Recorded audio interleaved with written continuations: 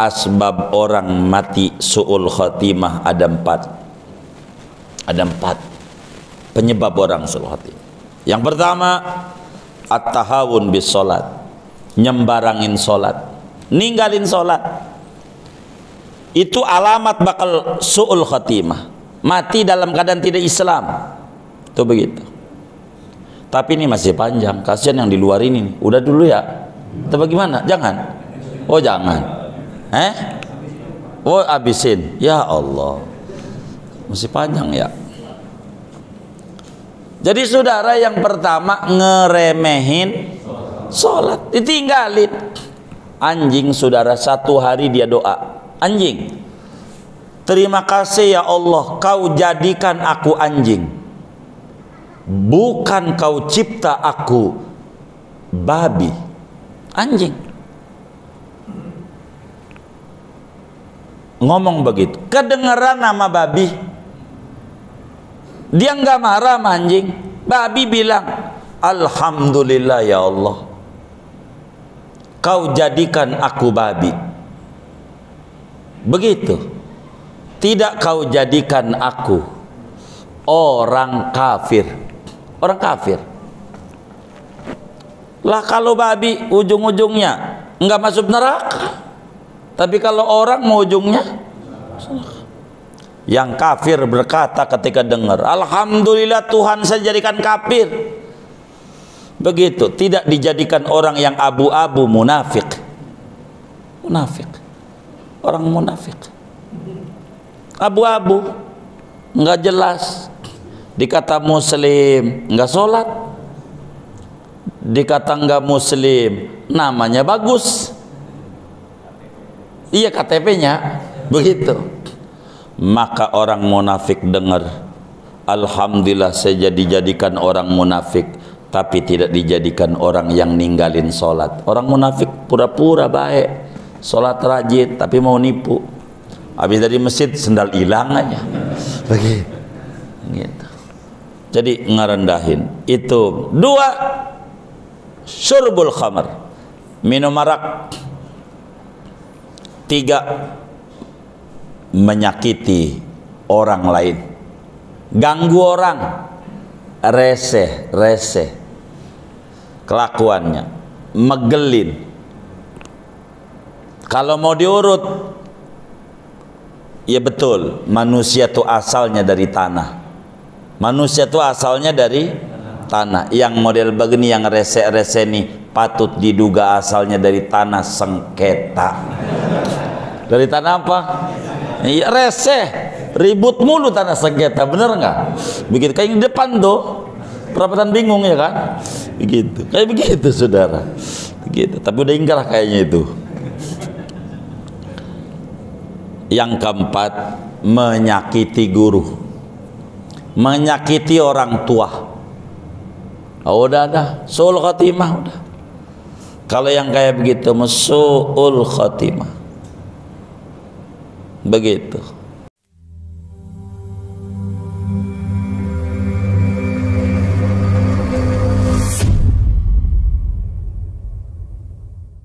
Wabarakatuh. Bismillahirrahmanirrahim. Alhamdulillahi rabbil alamin. Wassalatu wassalamu ala sayyidina Muhammadin wa ala alihi wa sahbihi ajma'in. Allahumma inna nastahdika li arsyadi amrina wa zidna ilman yanfa'una. Qala al-imamul muallif rahimahullah, al-hadisur rabi', hadis yang keempat, an Abi Abdurrahman Abdullah bin Mas'ud radhiyallahu anhu qala, dari Abu Abdurrahman, nama aslinya Abdullah bin Mas'ud radhiyallahu anhu, qala, berkata Sayyidina Abdullah bin Mas'ud, haddatsana Rasulullah sallallahu alaihi wasallam wa huwa as-sadiqul masduq, telah bercerita kepada kami oleh Rasulullah sallallahu alaihi wasallam, dan beliau itu orang yang jujur lagi dibenarkan. Inna ahadakum yujma'u khalquhu fi batni ummihi arba'ina yawman nutfatan. Sesungguhnya seorang kamu, yaitu dihimpunkan penciptaannya pada perut ibunya 40 hari lamanya nutfatan dalam bentuk sperma. Summa yakunu alaqatan misla dhalik. Kemudian ia menjadi yaitu segumpal darah seperti yang demikian itu 40 hari. Summa yakunu mudghatan misla dhalik.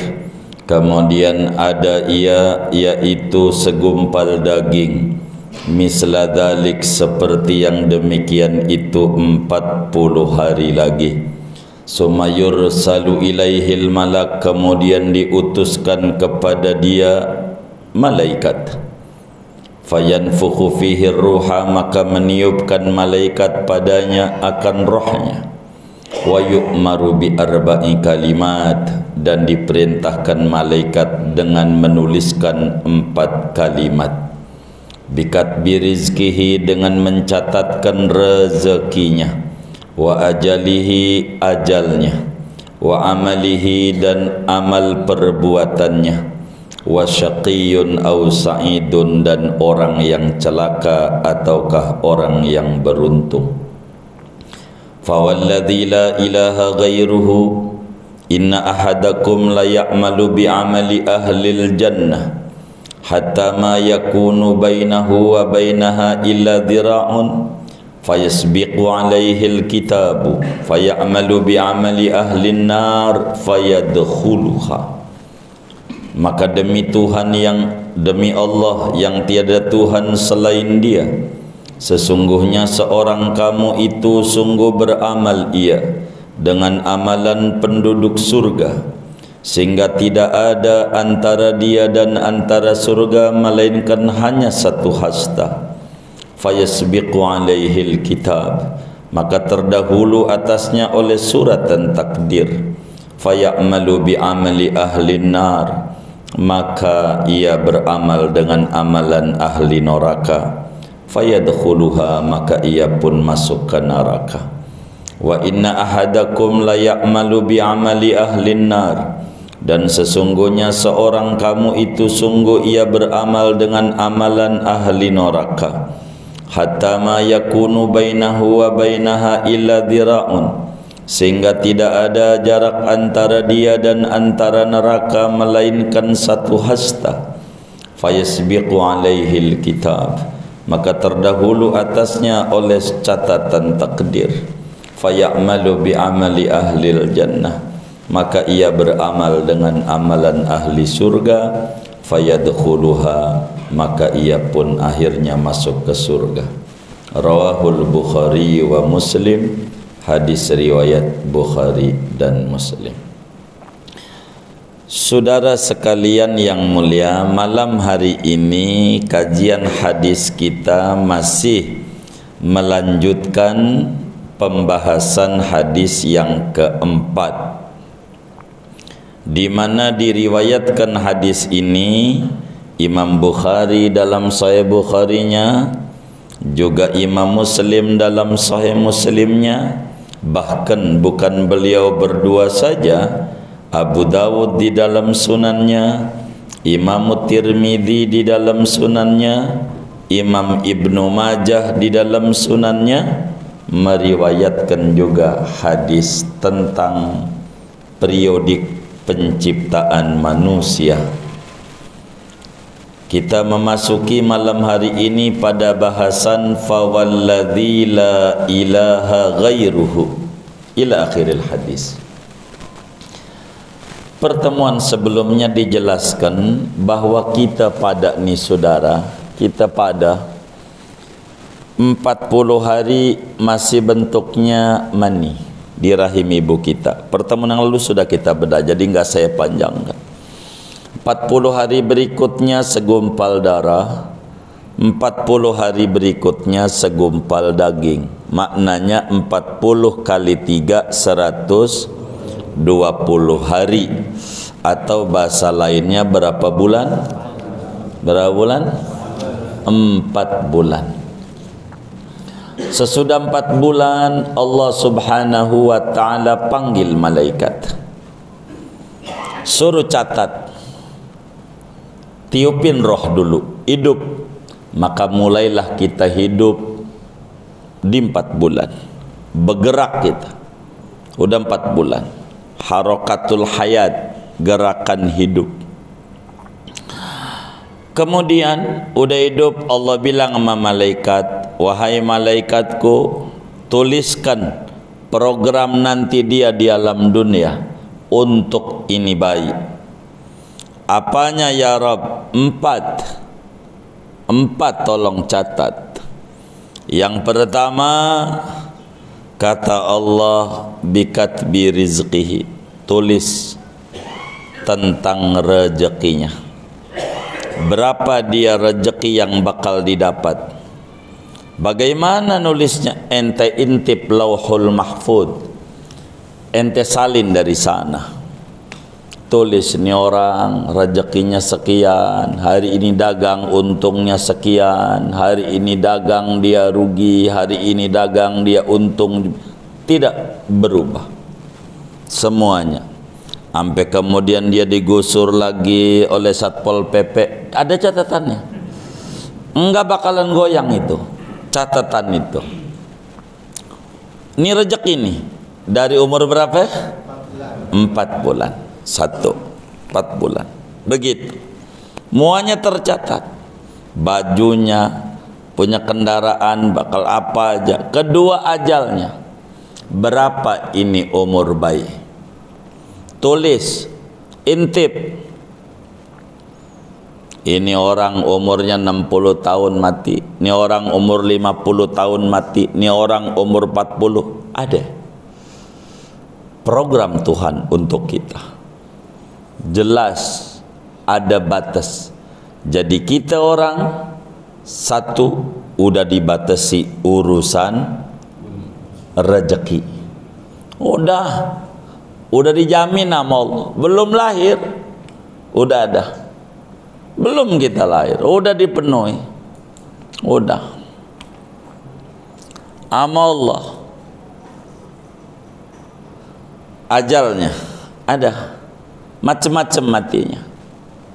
Nantinya ada yang matinya karena gula. Kopi sih enggak, gula dia. Ada catatannya. Iya, ada matinya karena kelenjar getah bening, enggak, getah butek enggak, getah bening, macam-macam, begitu. Ada matinya penyebabnya bukan segerobak, setruk. Itu ada catatannya, ajalnya, sampai amal perbuatannya, bahwa dia nanti pada bulan Februari 2024 jadi presiden, kepilih. Ada sebelum dia ini, enggak lepas, catatannya itu ada.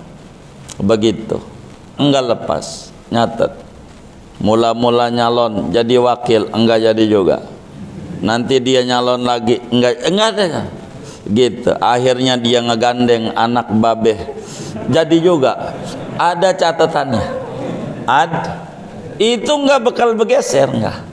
Segala apa yang kita alami dalam kehidupan kita ada suratannya. Amal perbuatan kita. Begitu. Enggak bakal lepas. Kayak saudara, saya mau tanya dengan jujur, ada enggak waktu dari kecil SD cita-cita mau tinggal di Maharta? Ada enggak? Ada enggak? Enggak ada. Enggak ada. Itu karena udah ada catatan dari sana. Catatannya. Begitu.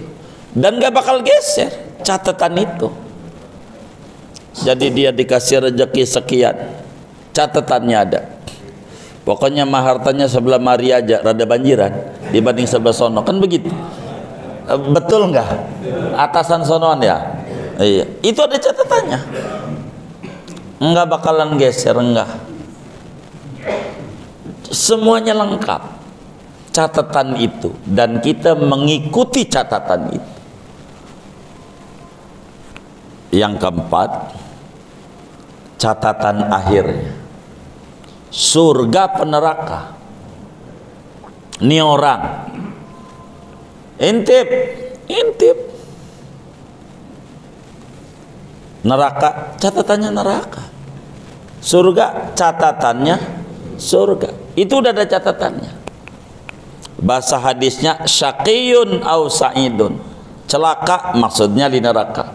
Sa'idun artinya ahlu sa'adah, ahli surga. Begitu. Karena Allah sifatnya ada jalaliyah, ada jamaliyah. Bila kemudian orang itu pada akhirnya masuk neraka, yang zahir sifat jalaliyahnya Allah. Bila orang pada akhirnya masuk surga, yang nampak sifat jamaliyahnya Allah.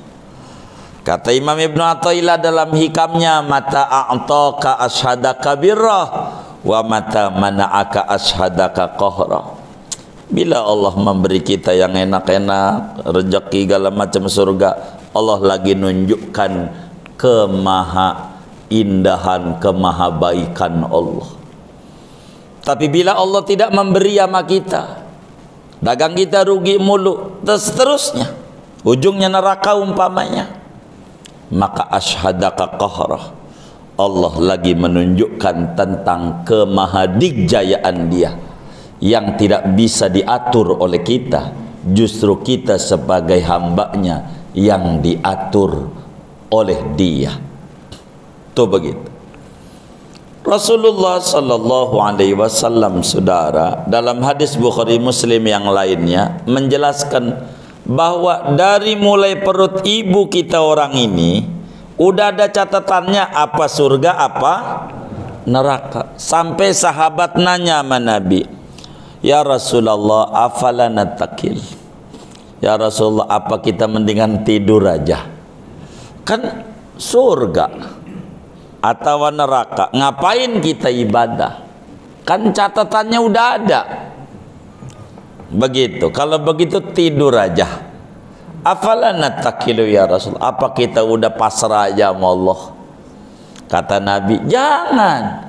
Fa'i'malu fakullun muyassarun lima khuliqalah. Ente berkarya, tiap orang akan diberi jalan mudah menuju apa yang suratan takdir ada pada dia.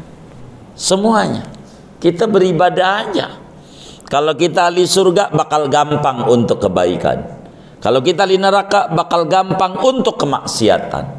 Itu semua kita udah ada, tinggal kita ibadah aja, berkarya. Jangan dipikirin, jangan. Kalau urusan takdir ini bukan untuk dipikirin, tapi untuk diimani. Betapa Allah sifatnya kudrat, iradat, ilmu, hayat. Allah tahu segalanya. Apa aja Allah tahu. Begitu. Rezeki kita besok Allah tahu. Begitu. Kita nggak tahu besok masih hidup atau kagak. Allah mah tahu. Orang Dia yang memprogram kita. Cuman kita nggak tahu. Itu namanya takdir, urusan hakikat. Dan kita hidup di wilayah syariat. Maka jangan mikirin sesuatu yang bukan kendali kita.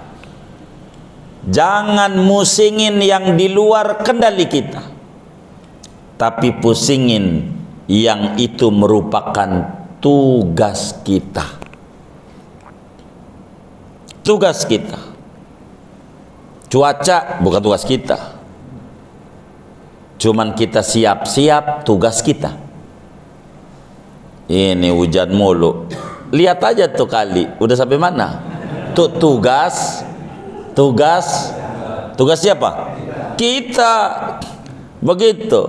Jangan pikirin tugas Allah. Rezeki kita berapa? Dagang aja yang maksimal. Nanti hasilnya itu yang disebut dalam ratib bismillah walhamdulillah wal khairu wasyarru bimasyiatillah. Bismillah saya dagang, alhamdulillah saya cukup tutup toko. Wal khairu untung, wasyarru rugi bimasyiatillah, ketetapan Allah sejak kita umur 4 bulan. Bismillah kita nyalon dewan, alhamdulillah kita udah rapih. Wal khairu jadi, wasyarru kagak jadi, bimasyiatillah, ketetapan Allah. Kenapa banyak yang mati? Salah jalan. Nyalon dewannya salah jalan. Dia siap jadi, tapi tidak memikirkan siap untuk tidak jadi. Sehingga pada waktu malam takbir serangan fajar, seminggu sesudah itu serangan jantung, modar, enggak siap untuk kalah. Biasa, namanya juga kita nggak ngerti untuk maranin takdir, sehingga takdir itu tidak pernah menghalangi kita. Yakin itu, takdir itu tidak pernah menghalangi kita, tapi justru membuka tabir yang kita tidak tahu, nolongin kita. Kalau kita pengen tahu kita jadi dewan apa kagak, nyalon. Nanti ketika kita nggak kepilih, takdir kita nggak jadi, baru kita tahu. Kalau kita pengen tahu punya anak apa kagak, bagi bujangan, nikah. Udah nikah kita sampai mati nggak punya anak, itulah takdir kita. Kita nggak bakalan tahu takdir kecuali sudah terjadi. Sebelum terjadi kita nggak tahu. Bahrun amiq, lautan yang mendalam. La tasluku, kita jangan masuk ke situ. Begitu. Yang kita masuki adalah ayatus sunan. Muslim, kenapa di negara yang gede kayak begini Indonesia 90% muslim, tapi kenapa muslim menjadi penonton? Begitu. Kenapa enggak jadi penentu? Mestinya banyak kebijakan yang memihak kepada Islam. Begitu.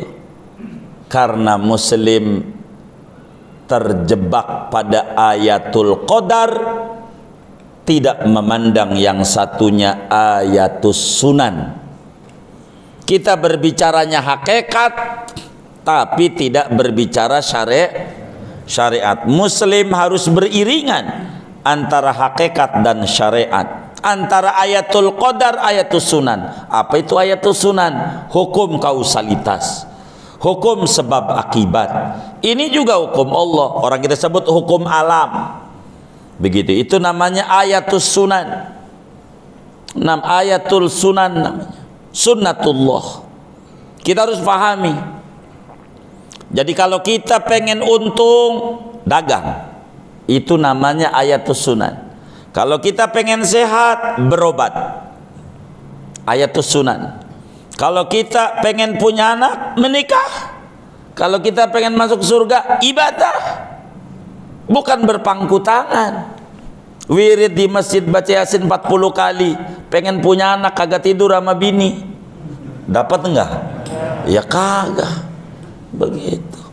Namanya terjebak pada ayatul qadar, tapi tidak memandang ayatus sunan. Dan ini kemunduran Islam. Muslim tuh belum jalan udah takut. Enggak nikah, gua ngeri.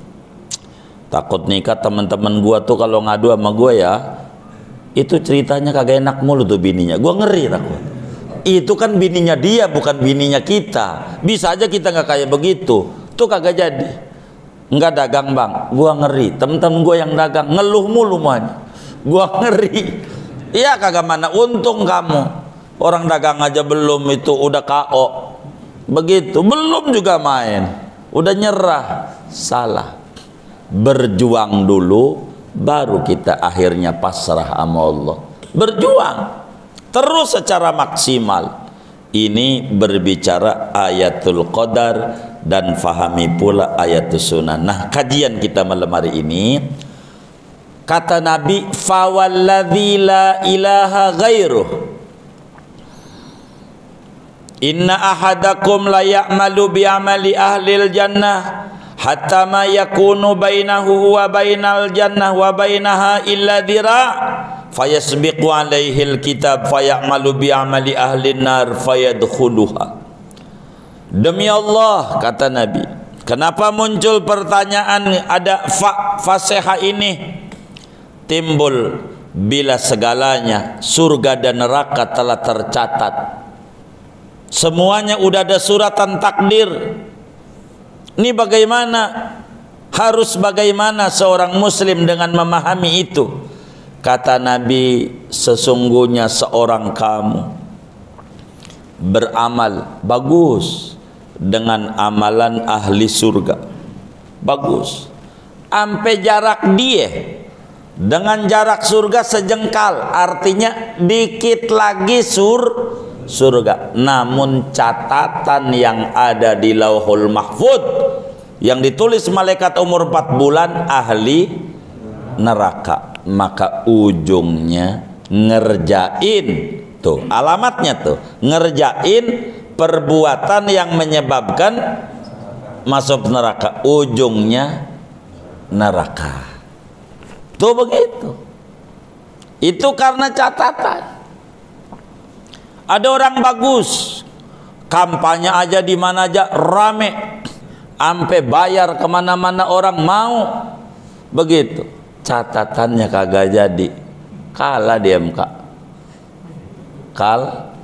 Catatan. Ada mau catatan kayak apa? Ada orang ibadah mulu, ibadah bagus, pas sudah tua kagak ibadah, mati pas enggak sholat, waduh, neraka. Ada orang enggak ibadah, bengal mulu, ujungnya akhirnya ibadah 3 bulan enggak pernah berhenti, itu luar biasa, mati, surga. Yang dilihat ujung, yang dilihat innamal a'malu bil khawatim, sesungguhnya amal itu yang dilihat akhirnya. Sama kayak sekolah, kelas 1 ranking 1, kelas 2 ranking 1, sampai kelas 5 SD ranking 1. Pas kelas 6 mulai bengal-bengalan, kagak lulus ujiannya. Lulus enggak? Lah kagak. Kelas 1 jeblok nilainya, kelas 2 pas kelas terakhir sungguh-sungguh lulus, husnul. Tuh begitu, husnul khatimah. Begitu orang yang dilihat akhirnya.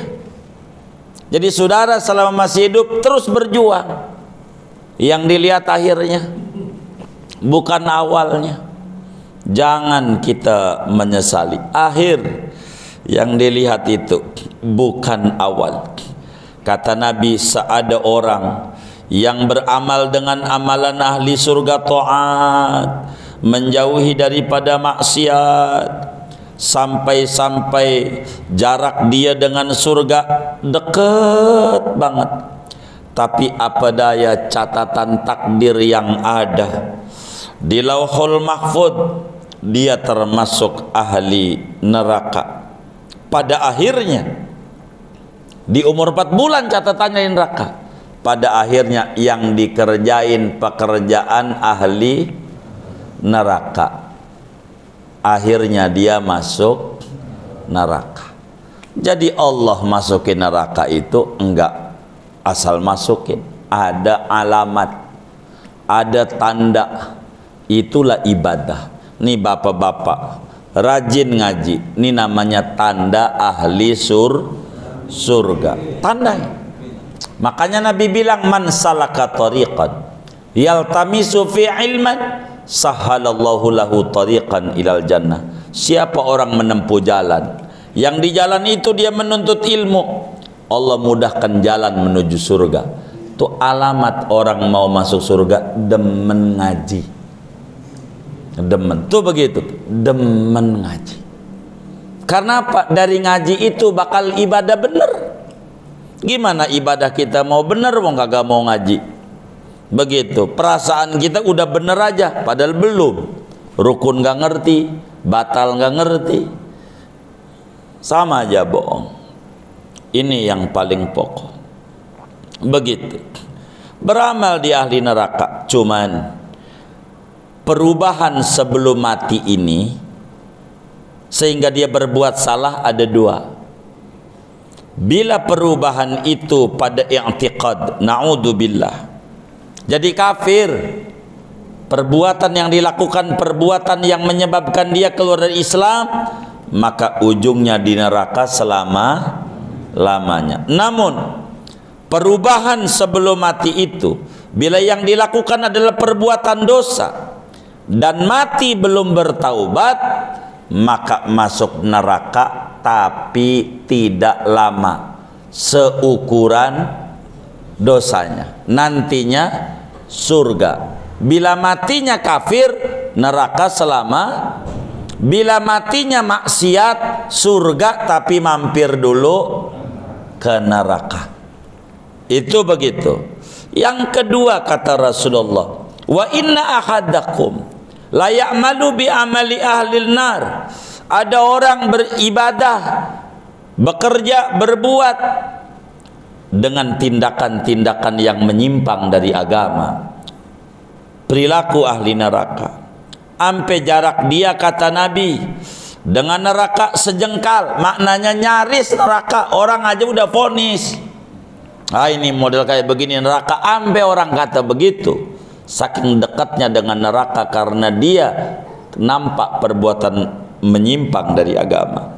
Namun catatan takdirnya ahli surga. Ini orang model begini nanti pada akhirnya dia bakal mengerjakan amal-amalan yang nganterin dia ke surga. Jadi catatan kita nggak tahu nih yang ngaji nih. Maka saya sering nanya nih kawan-kawan yang ngaji nih, pasti surga nggak ini? Hah? Hah? A pasti, B tidak. Insya Allah C nggak ada. Nggak ada C. Dikasih gampang jawabannya. Jangan nyari yang salah. Ini udah gampang. A pasti, B tidak pasti. Ini yang ngaji nih. Saya tanya dulu dah tentang Rasulullah. Nabi Muhammad pasti masuk surga enggak? Pasti. Nabi Muhammad. Ini yang ngaji nih, yang ngaji. Bapak-bapak. Pasti masuk surga apa kagak? Pasti. Hah? Pasti. Pasti. Yang namanya bebek pasti bisa berenang enggak? Bebek bisa berenang enggak? Baik. Bapak-bapak ini ada rencana enggak habis ngaji nih pengen ngajarin bebek berenang? Ada rencana enggak? Hah? Ada enggak? Emang apa? Emang apa? Hah? Barang pasti jangan dikerjain. Mananya? Barang pasti jangan dikerjain. Karena bebek udah pasti berenang, enggak usah kita urusin sebab udah pasti. Nih saya tanya sama yang ngaji sekali lagi. Nih yang ngaji nih pasti masuk surga enggak?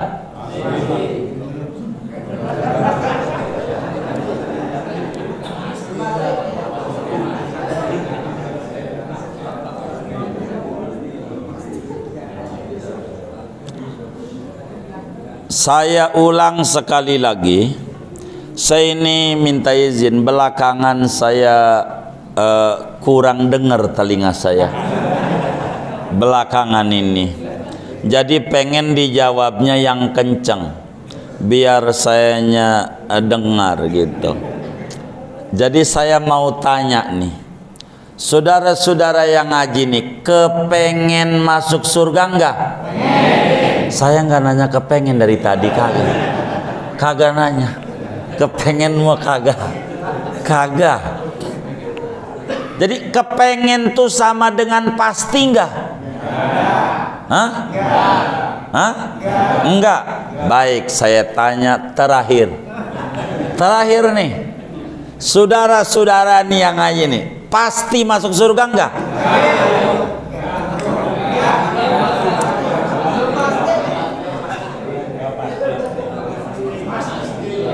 Pastilah.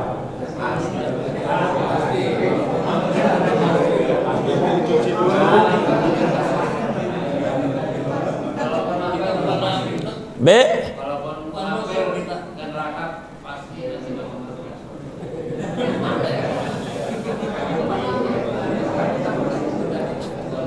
Saya tanya, kepengen sama dengan pasti enggak? Hah? Orang dagang pasti untung enggak? Hah? Orang dagang pasti untung enggak?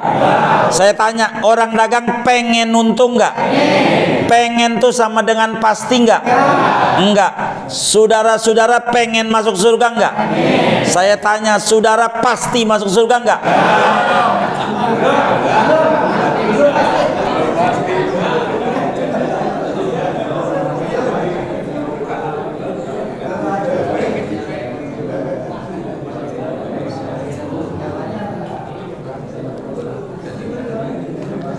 Ini yang menyebabkan muslim tidak kaya, ini yang menyebabkan muslim malas ibadah, ini yang menyebabkan muslim berleha-leha, hardolin dahar modal ulin harmoko dahar modal ngaroko. Kenapa? Tuh jawaban kayak tadi, kepengen sama dengan pasti. Salahnya itu tuh tadi. Saya ulang lagi, kepengen tuh sama dengan pasti enggak? Nah, kan saya udah rubah-rubah nih sebelum surga tentang dagang. Saya berikan jembatan, tapi jiwa saudara menolak kenyataan. Itu yang menyebabkan sulit maju jadi muslim. Saya balik bertanya, orang dagang pasti untung enggak? Enggak. Enggak pasti. Pengen untung enggak? Pasti dan pengen tuh sama apa beda? Beda. Dagang tuh surga. Dagang tuh sama. Sama. Saudara nih pengen masuk surga enggak? Tuh. Saudara nih pasti masuk surga enggak?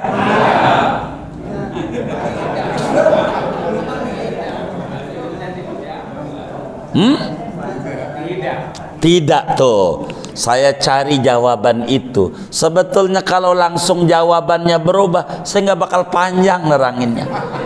Karena saudara udah salah, terus bertahan dengan kesalahan. Itu yang menyebabkan muslim jadi payah hidupnya. Udah salah, tapi bertahan dengan salahnya. Enggak buru-buru berubah, pengen bener gitu. Hah? Ini penyebabnya. Nanti nih saya benerin segalanya ini. Karena ini berbicara mindset, i'tiqad. Sebelum ngomongin surga, saya didagang dulu nih. Ini ngomongin hadis Nabi nih. Enak ini hadis. Kita paham, bahagia kita. Beneran. Saya balik di dagang. Kan ada Jimmy Zod dagang juga tuh. Masih di Cipulir masih. Ya Allah, moga lancar dagangnya ya. Begitu nih ada juga Jimol nih dagang nih, bos pot nih. Pot Karisma Jaya. Begitu. Orang dagang pasti untung enggak? Enggak. Saya terusin nih. Orang dagang pasti rugi enggak?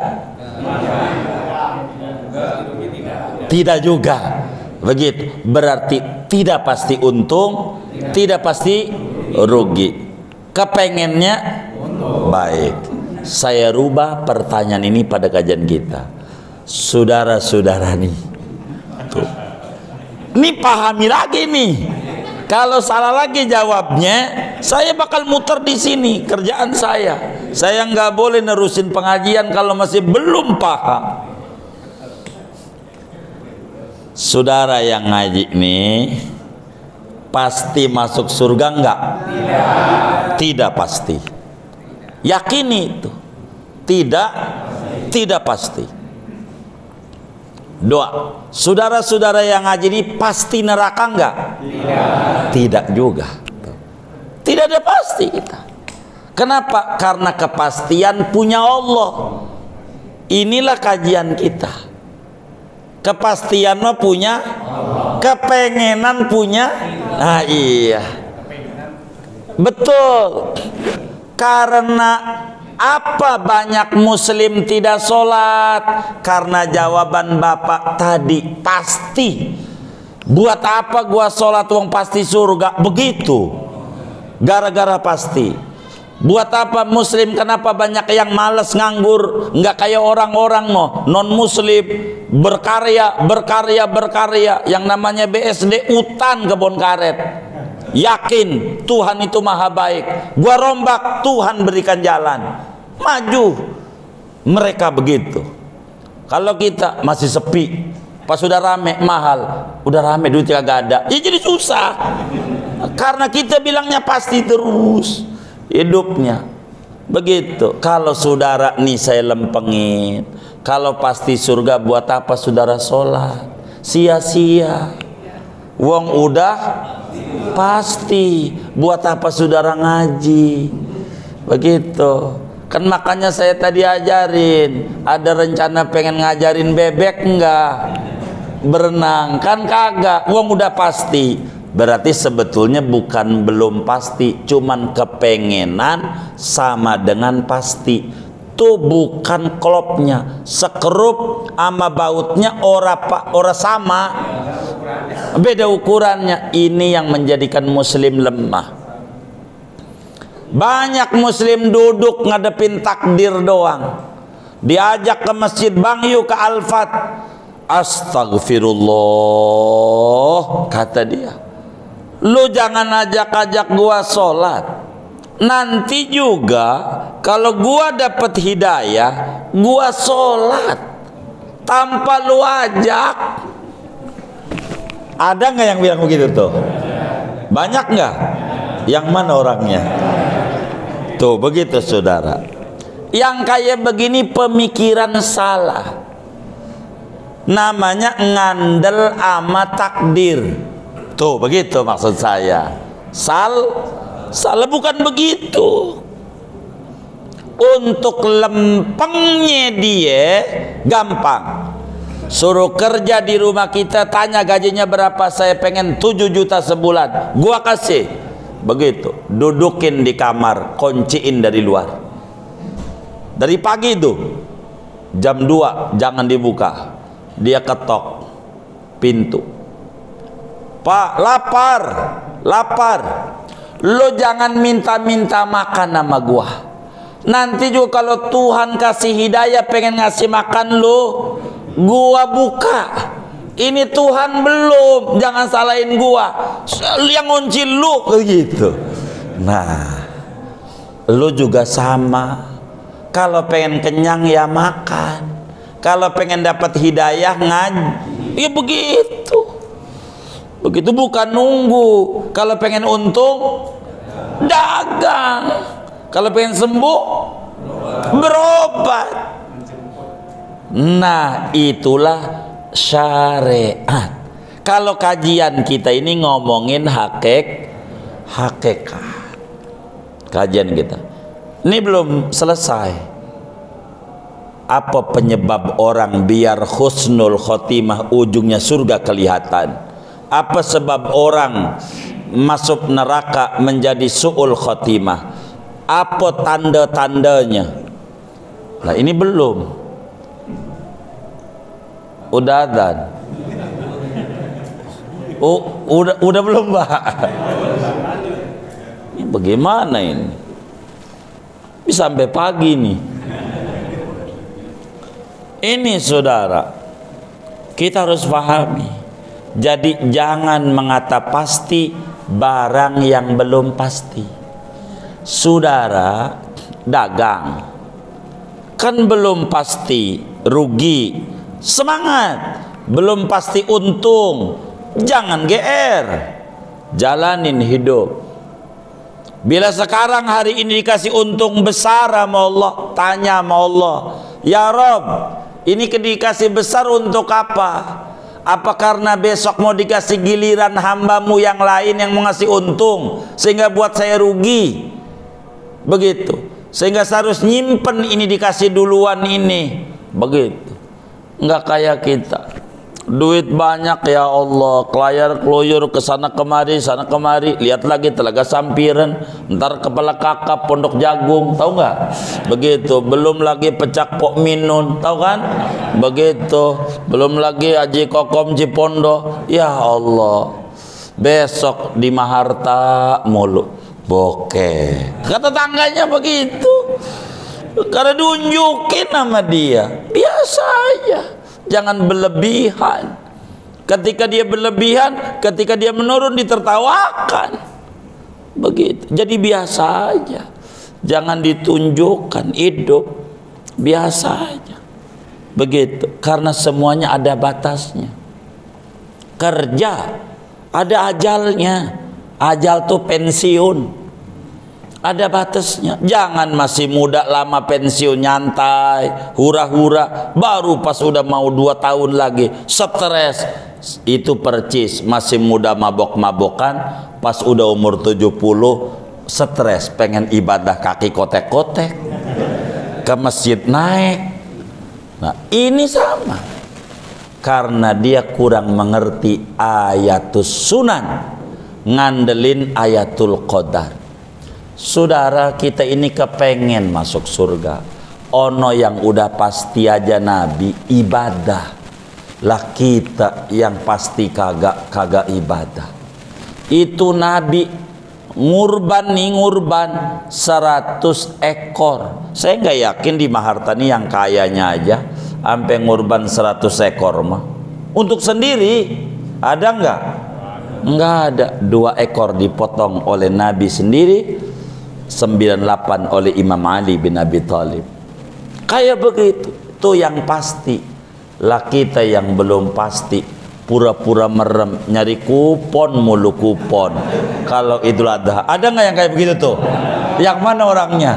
Aduh, ini nggak rapi, ini nggak rapi. Padahal murah. Coba bandingkan sama rokok Sampurna yang dia isep sebungkus 30.000. Rokoknya sehari 2 bungkus, udah kebaca 60. Wis lagi sebungkus saja 30 kali sebulan berapa tuh? 900.000 kali 10 bulan berapa? 9 juta kali setahun. Apa enggak 10.800.000? Wis lah 11 juta itu. Biar gampang aja ya kan. 11 juta kalau beli kambing dapat enggak? Berapa? Iya bisa 3 tuh. Katanya tuh 3. Ya udah ngerokok aja, hari ini ngerokok, besok disimpan. Bisa kalau mau. Kalau mau.